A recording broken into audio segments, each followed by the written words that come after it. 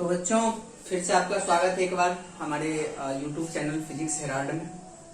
और आशा करते हैं कि आप लोगों को लेक्चर पसंद आ रहा होगा, जो हिंदी मीडियम का जो हमारा सीरीज चल रहा है इसमें। ठीक है, तो जो हमारा क्लास 10th का पहला चैप्टर चल रहा है प्रकाश का परावर्तन, उसमें हम लोग लेक्चर नंबर 1, लेक्चर नंबर 2 और लेक्चर नंबर 3, भाग 1, भाग 2 और भाग 3, ये 3 ऑलरेडी कवर कर चुके हैं। ठीक है, आपको प्लेलिस्ट मिल जाएगा, तो आप लोग सबको एक एक करके देखिए, तब ये बात आपको समझ में आएगी कि किस तरह से प्रकाश व्यवहार करता है, प्रकाश के क्या क्या फिनोमेना है, प्रकाश की कौन कौन सी घटनाएं हैं, इस सभी को हम लोग समझेंगे। पहले हम थोड़ा सा आपको प्रकाश का जो परावर्तन है, ये हम लास्ट क्लास कर चुके थे। ठीक है, कि प्रकाश का परावर्तन किसको बोलते हैं और प्रकाश जो है किस प्रकार परावर्तित होता है और परावर्तन के नियम क्या है। और साथ ही साथ हम आपको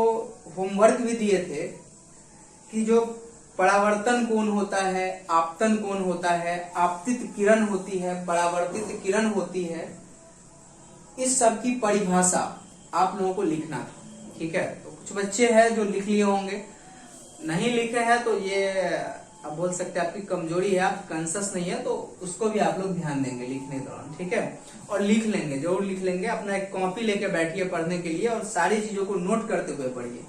थोड़ा सा हम आपको लास्ट क्लास का जो प्रकाश का परावर्तन था, इसको हम थोड़ा सा क्लियर कर देते हैं। प्रकाश का परावर्तन, तो देखिए ये होता क्या है, एक्चुअली क्या होता है कि जब कोई दर्पण है, ठीक है, या फिर कोई सतह है, दर्पण है या फिर कोई सतह है, तो अगर दर्पण पर कोई प्रकाश पड़ती है या सतह पर प्रकाश पड़ती है, ये पड़ने वाली किरण को हम आपतित किरण कहते हैं।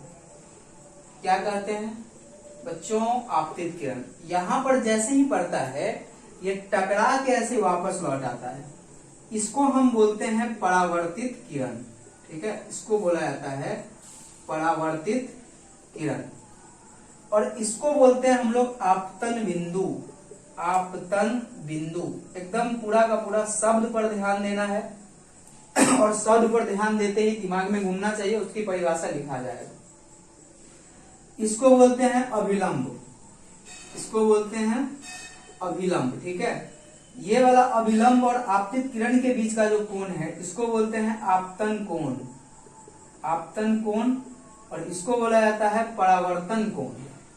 नियम ये कहता है कि आपतन कोण का जो वैल्यू होता है, यानी कि I, ये परावर्तन कोण R के बराबर होता है। ठीक है, ये है प्रकाश के परावर्तन के नियम। प्रकाश के परावर्तन के 2 नियम है।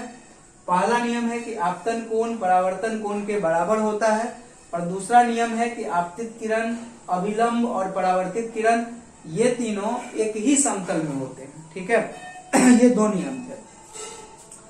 अब इस पर कुछ उदाहरण हम आपके सामने अगर रखें, यहां से आप लोग अब लिखिएगा, अगर हम कुछ उदाहरण रखें तो आप ऐसा बोल सकते हैं, देखिए ये जो सतह है ना, वो समतल सतह है, समतल सतह है। प्रकाश का जो परावर्तन का नियम है, वो जिस प्रकार से समतल सतह पे उपयोग होता है, उसी प्रकार से अगर सतह समतल ना हो, जैसे कि वक्र सरफेस हो, टेढ़ा मेढ़ा सरफेस हो, तो इस पर भी प्रकाश के परावर्तन का नियम बराबर फॉलो होता है, इस पर भी लागू होता है। ठीक है, अब एक एग्जाम्पल है आपके सामने कि मान लेते हैं कि ये हमारा दर्पण है, पीछे से पेंटिंग किया हुआ है, तो ऐसे प्रकाश पड़ा, इसके साथ 60 डिग्री के कोण पर पड़ा, तो आपको बताना है परावर्तन कोण क्या होगा। क्वेश्चन है कि परावर्तन कोण का वैल्यू कितना है, क्या होगा, और आपतन कोण कितना होगा, ये बताना। तो दोनों कोण के बारे में बताना है, I के बारे में और R के बारे में। ठीक है, ये दोनों चीज आपको बताने हैं, परावर्तन कोण और आपतन कोण, दोनों के बारे में आपको बताना है। यहाँ पर देखिए क्या होगा। हम आपतन कोण किसको बोलते हैं? तो आपतन कोण होता है आपतित किरण, आपतित माने आने वाली किरण, और अभिलंब के बीच के कोण को, तो यहाँ पर अभिलंब डाल दिया, ये अभिलंब, इस कोण को आपतन कोण कहते हैं। तो बताइए ये 60 डिग्री हुआ, तो ये टोटल तो 90 हो गया अभिलंब, ये कितना हो जाएगा 90 माइनस 60 यानी 30 डिग्री, यानी कि आपतन कोण कितना हो गया 30 डिग्री। ठीक है ना। अब परावर्तन कितना, तो देखिए नियम ये कहता है प्रकाश का परावर्तन कि जितना आपतन कोण उतना ही परावर्तन कोण, यानी कि ये भी 30 डिग्री। ठीक है, तो दोनों का आंसर 30 डिग्री। ये जाएगा कैसे, देखिए 30 डिग्री पे गया है तो इधर से 30 डिग्री पर ही वापस लौटेगा। तो यही आपका है। इस प्रकार से परावर्तन और आपतन कोण की परिभाषाएं पूछी जा सकती है। अभी हम मुख्य तौर पर समतल दर्पण की बात कर रहे हैं। अभी हम वक्र दर्पण पे नहीं आए हैं, वक्र सतह पे नहीं आए हैं, टेढ़े मेढ़े सतह पर नहीं आए हैं, हम आएंगे बाद में। अभी हम समतल की बात करते हैं। अब मान लीजिए एक और चीज बताते हैं आपको, अगर समतल दर्पण है, ठीक है, और इस पर ये देखिए ये समतल दर्पण है, दर्पण में पीछे से आप खोल के देखिएगा तब पेंटिंग होता है, और इस दर्पण पर कोई प्रकाश लंबवत पड़ रही है, ऐसे भी आ सकता है, ऐसे जैसे मैंने आ सकता है, लेकिन इस बार प्रकाश क्या है, ये आपतित किरण लंबवत है, आपतित किरण लंबवत है। ठीक है, मतलब अगर हमारे पास आईना है, देखिए हम आईना आपको दिखाते हैं, देखिए ये आपका एक आईना है, तो इस पे जो प्रकाश है ना, इस पे प्रकाश ऐसे कोना बना के पड़ सकता है ऐसे, लेकिन इस बार प्रकाश ऐसे पड़ रहा है, एकदम सट से देखिए ऐसे पड़ रहा है, तो लौटेगा कैसे। तो देखिए यहां पर जब ऐसे पड़ रहा है, एक बात बताइए, आपतन जो आपतन कोण होगा वो कितना होगा। ठीक है, यहां पर आपतन कोण कितना होगा, यह हो जाएगा 0 डिग्री का है। देखिए ये इस बिंदु पर पड़ा है, अभिलंब खींचिए तो अभिलंब भी तो ऐसे होगा, इसी बिंदु से यही अभिलंब हो जाएगा, तो अभिलंबे के लाइन पर है। अब कोई लाइन ऐसे है, इसी पर कोई आ गया तो कोण कितना बनाया 0 डिग्री। अब ऐसे उठ के आया 10 डिग्री, 20 डिग्री, 30 डिग्री, लेकिन यहाँ पे क्या है 0 डिग्री। तो देखिए जैसे ही पड़ेगा ना 0 डिग्री है, तो आपतन भी वैसे, परावर्तन भी ऐसे ही वापस लौट जाएगा। ठीक है, परावर्तित किरण जो होगा ये भी वैसे ही वापस लौट जाएगा। यहाँ पर क्या है, ऐसे गया है तो ऐसे लौटा है, मतलब ये जिधर से गया है उधर से थोड़े लौटा है, ये दूसरे बगल से लौटा है। लेकिन जब कोई किरण एकदम अभिलंब पड़ने लगे, जब कोई किरण एकदम अभिलंब पड़ने लगे या 90 डिग्री के कोण पर पड़े, तो वो उसी रास्ते पर पुनः वापस लौट जाती है। तो यहां से हमारा क्या कंक्लूजन निकला, क्या निष्कर्ष निकला, कि जब कोई प्रकाश किरण, देखिए ये क्वेश्चन आता है एग्जाम में, जब कोई प्रकाश किरण किसी सतह, ठीक है, किसी सतह या आप दर्पण बोल सकते हैं, दर्पण पर लंबवत पड़ती है, लंबवत या 90 डिग्री के कोण पर, ठीक है, 90 डिग्री के कोण पर लंबवत पड़ती है, तो उसी रास्ते से वापस लौट जाती है, ठीक है, या परावर्तित हो जाती है। ये दोनों बात हम लिख सकते हैं, या परावर्तित हो जाती है। ठीक है, तो ये बात भी आप लोगों को एक इम्पोर्टेंट ध्यान में रखना है, या फिर हेडिंग दे सकते हैं, ठीक है ना, समतल दर्पण, या फिर ये बोल सकते हैं दर्पण पर पड़ने वाली लंबवत किरणों के बारे में हम यहाँ पर पढ़े हैं, लंबवत किरणें, ठीक है, इसके बारे में हम पढ़े हैं। तो ये दिमाग में कोई कंफ्यूजन नहीं होना चाहिए, और साथ ही साथ इसको आप अच्छे तरीका से लिख के याद भी कर लेंगे। ठीक है, तो ये था आपका प्रकाश का परावर्तन। देखिए जितना भी प्रतिबिंब बनता है, अब प्रतिबिंब क्या होता है इसको यहीं पर देख लीजिए, प्रैक्टिकली देख लीजिए। ये मार्कर है, एक मिनट,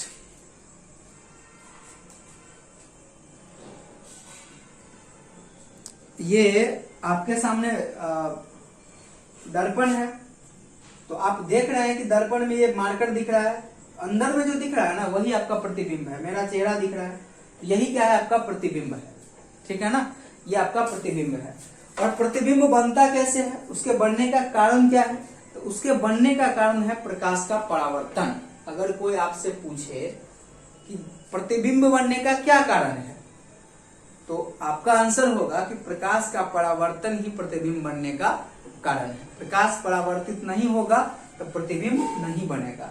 अब आज हम समझते हैं, आज तक हम प्रतिबिंब नहीं बना पाएंगे, आज सिर्फ समझाते हैं आपको कि वस्तु क्या होता है, प्रतिबिंब किसको बोलते हैं, अब प्रतिबिंब कितने प्रकार के होते हैं, ये 2-3 चीज आज हम समझेंगे। ठीक है, जल्दी जल्दी समझेंगे, आप लोग भी थोड़ा समझने का कोशिश यहाँ पर जल्दी जल्दी कीजिएगा। तो सबसे पहले हम देखते हैं वस्तु। वस्तु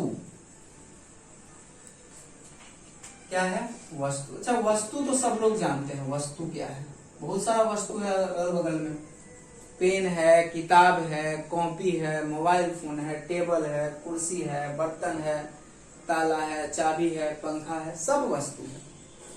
लेकिन प्रकाश में वस्तु का क्या मतलब होता है, इस बात को समझना। देखिए, हम प्रकाश स्रोत जब पढ़े थे तो ये बात बताए थे कि प्रकाश की किरणें किसी वस्तु से आती है। अब उस वस्तु से जब प्रकाश की किरणें आती है तो ये प्रकाश की किरणें उस वस्तु का खुद के द्वारा उत्पन्न किया हो सकता है, या फिर किसी वस्तु से लेके टकरा के आ रहा होगा।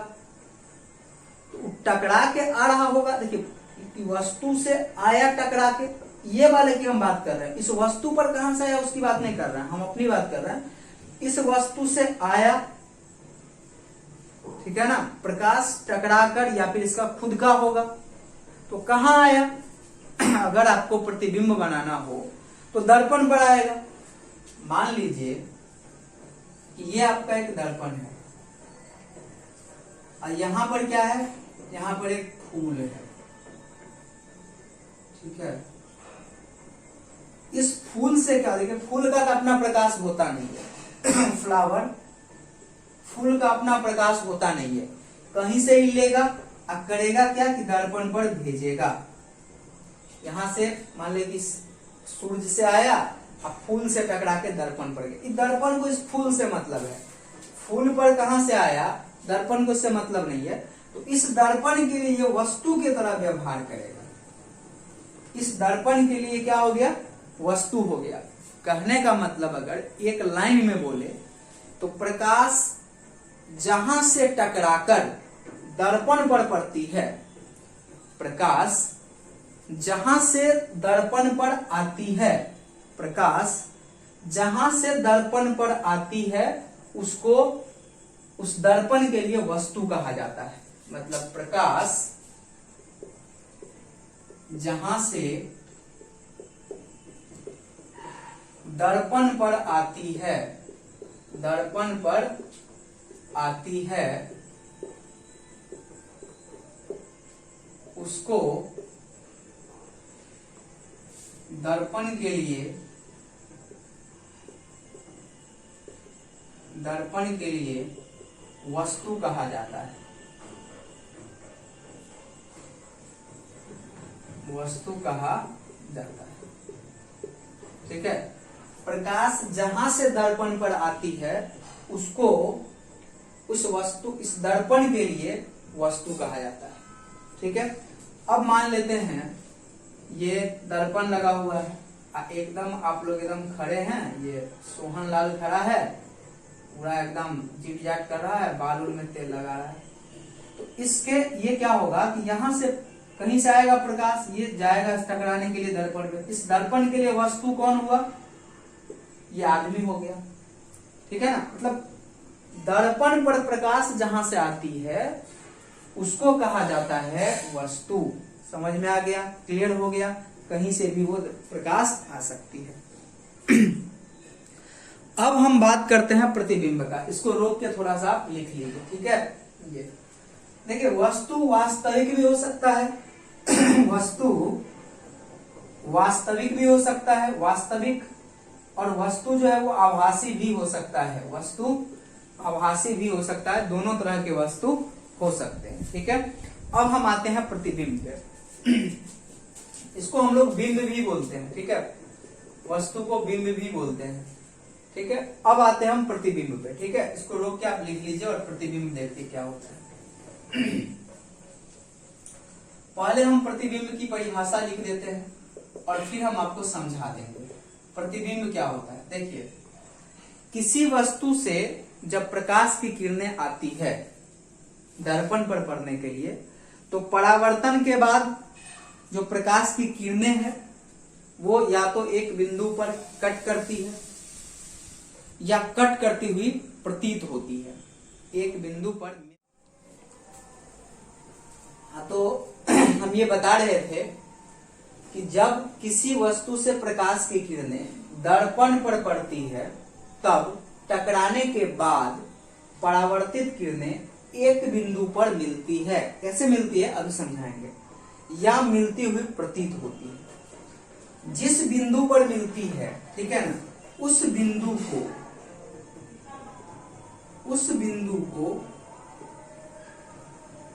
उस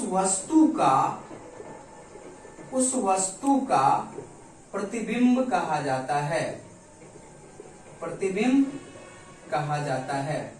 जिस बिंदु पर मिलती है उस बिंदु पर जो दिखाई देता है उसको, जिस वस्तु से प्रकाश आ रही होती है उसका प्रतिबिंब कहा जाता है। ठीक है, प्रतीत होती है उस बिंदु को उस वस्तु का प्रतिबिंब कहा जाता है।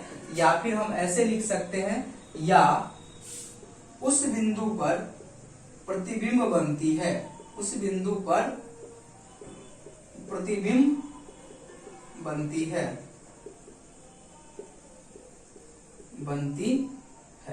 ठीक है ना। अब देखिए कैसे, एक बहुत अच्छा एग्जांपल हम आपको यहाँ पर समझा रहे हैं कि कैसे प्रकाश की किरणें आएगी और आने के बाद कैसे आपको प्रतिबिंब बनाएगी। मान लेते हैं एक समतल दर्पण है आपके पास, ये देखिए, ये क्या है, समतल दर्पण। यहां पर एक कोई वस्तु है, कोई भी वस्तु है, मान लेते भाई फूल है, ये वस्तु है। अब बताइए इस वस्तु से कितनी प्रकाश की किरणें इस पर जा रही होगी समतल दर्पण, 1 2 3 4 5, कितनी? तो आंसर है असंख्य। हम प्रकाश की किरणों को गिन थोड़ी पाते हैं कि कितना किरण आ रहा है, तो यहां से असंख्य किरण जाएगा। मतलब यहां से क्या होगा, इससे ऐसे ऐसे बहुत सारा किरण जाएगा दर्पण से टकराने के लिए। लेकिन कट करेगा उसके लिए कम से कम कई गो किरण चाहिए आपको, कितने किरण चाहिए है, 2, है ना। कट करेगा इसके लिए आपको कम से कम 2 गो किरण चाहिए ही चाहिए, समझ रहे हैं ना, कम से कम 2। जाने के लिए वस्तु से तो हजारों लाखों करोड़ों प्रकाश की किरणें जा रही होगी दर्पण पर टकराने के लिए। लेकिन अगर कट करना है, मिलना है, तो कम से कम 2 चाहिए। तो 2 को हम ले लेते हैं अपनी सुविधा अनुसार। एक लेते हैं क्या, ये देखिए एकदम लंबवत पड़ा, हम चुनते उसी को है, उसी प्रकाश किरणों को लेते हैं इस असंख्य में से जिसके बारे में हमको पूर्ण जानकारी होता है। तो एक जानकारी है ना कि जो लंबवत पड़ेगा वो जैसे पड़ा वैसे ही वापस लौट जाएगा, सट से लौट रहा है। कट कौन करती है, मिलती कौन है, परावर्तित किरण। ठीक है, एक और लेते हैं, मान लीजिए यहां से एक और गया, तो देखिए कितना कोण पे गया, ये देखने के लिए यहाँ पर लंब खींचेंगे। ठीक है, इतना पर गया तो लगभग इतना ही पर ये वापस आ जाएगा। देखिए एक परावर्तित किरण ये और एक ये आपतित है, ये आपतित है, एक परावर्तित ये, एक ये दोनों कहाँ कट करेगा बेचारा। तो आप लोग कहेंगे कि सर कहाँ कट करेगा, कहीं ये देखिए ना, दोनों क्या हो रहा है, धीरे धीरे दूरे भाग रहा है, फैल रहा है, तो कट नहीं करेगा, तब नहीं कट कर रहा है। तो करते क्या है कि इसको एकदम पूरा डॉटेड लाइन से, ठीक है, इस प्रकार के लाइन से ऐसे एकदम सीधा ऐसे खींच करके एगो पटरी ऐसे लेते हैं, ऐसे करके इसी सीध में ऐसे करके मिला देते हैं। तो देखिए सर ये तो कट नहीं कर रहा, यहाँ पर कट करता हुआ मालूम पड़ रहा है इस प्रकार से। वास्तव में कट नहीं किया है, वास्तव में मिला नहीं है, नहीं मिलेगा, कैसे मिलेगा, इधर जा रहा है, लेकिन यहाँ मिलता हुआ प्रतीत हो रहा है, मिलती हुई प्रतीत हो रही है। तो दोनों बात में लिखाए हैं, यहाँ पर मिलती हुई प्रतीत हो रही है, तो दोनों बात लिखाए हैं कि टकराने के बाद परावर्तित किरणें एक बिंदु पर मिलती है या मिलती हुई प्रतीत होती है, तो उसी बिंदु पर क्या है, उसका प्रतिबिंब कहा जाता है, वहां पर प्रतिबिंब बनता है। तो बताइए इस वस्तु का प्रतिबिंब कहाँ बना, इसके पीछे बना कि नहीं, ये फूल यहाँ पे प्रतिबिंब बना कि नहीं इसके पीछे, तो ये वस्तु आपको पीछे दिखाई देगा। यही ना कारण है कि आपके पास देखिए इस समतल दर्पण ये भी है, तो यहाँ पे समतल दर्पण है, तो बताइए ये जो है देखिए मार्कर जो है कहाँ दिखाई, इसके पीछे दिखाई दे रहा है पीछे में, तो देखिए यहाँ पे रखिएगा ये मार्कर पीछे दिखाई देगा, मतलब यहाँ पर कोई फूल है तो फूल पीछे दिखाई देगा, यही उसका प्रतिबिंब है जो आपको दिखाई देगा। हमको लगता है कि ये मामला क्लियर हो गया होगा प्रतिबिंब का। हालांकि प्रतिबिंब अभी खत्म नहीं हुआ है, इस पूरे चैप्टर में बार बार बिंब प्रतिबिंब वस्तु प्रतिबिंब हम लोगों को करते रहना है, ठीक है। ये तो बस एक छोटा सा उदाहरण था समझने के लिए कि कैसे कट करता है और कैसे मिलता है। तो ये क्या हुआ, ये मिल रहा है या मिलता हुआ प्रतीत हो रहा है, उत्तर है मिलता हुआ प्रतीत हो रहा है। तो देखिए दोनों परिस्थिति में बनता है, एक बनता है जब मिलता है तब भी बनता है वास्तव में, और जब मिलता हुआ प्रतीत होता है तब भी बनता है। तो जब मिलता हुआ प्रतीत होता है तब बनता है, इसको आभासी प्रतिबिंब कहा जाता है। इसको क्या बोला जाता है, आभासी प्रतिबिंब। लेकिन जब वास्तव में बनेगा, वास्तव में मिलेगा तब बनेगा, तब उसको वास्तविक प्रतिबिंब कहा जाता है। इसको इंग्लिश में आप इमेजिनरी बोल सकते हैं, ठीक है, इमेजिनरी प्रतिबिंब कहा जाता है, इमेजिनरी इमेज, ठीक है ना, इसको इमेजिनरी इमेज बोलते हैं। तो इस प्रकार से प्रतिबिंब समझ गए, प्रतिबिंब दो तरह का हुआ, एक हो गया आभासी, एक हो गया वास्तविक। अब वास्तविक और आभासी प्रतिबिंब क्या होता है, अभी हम इसको लिखा देते हैं आपको, कि बोलेगा कि प्रतिबिंब कितने तरह के होते हैं, तो दो तरह के होते हैं। वास्तविक प्रतिबिंब, वास्तविक प्रतिबिंब किसको बोलते हैं, जब वास्तव में मिलती है। आभासी किसको बोलती है, जब मिलती हुई प्रतीत होती है। तो ये कौन बना, आभासी बना, ठीक है। तो ये आपका प्रतिबिंब का ये हो गया, दो तरह के प्रतिबिंब हो गया आपके पास, ठीक है। चलिए जल्दी जल्दी इसको हम प्रतिबिंब लिख देते हैं कि प्रतिबिंब के प्रकार, इसको आप नोट कर लीजिए रोक के। प्रतिबिंब के प्रकार, ठीक है, प्रतिबिंब के प्रकार।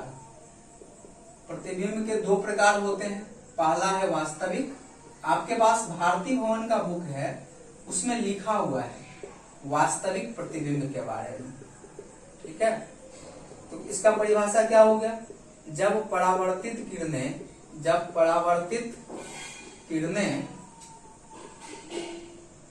वास्तव में एक बिंदु पर मिलती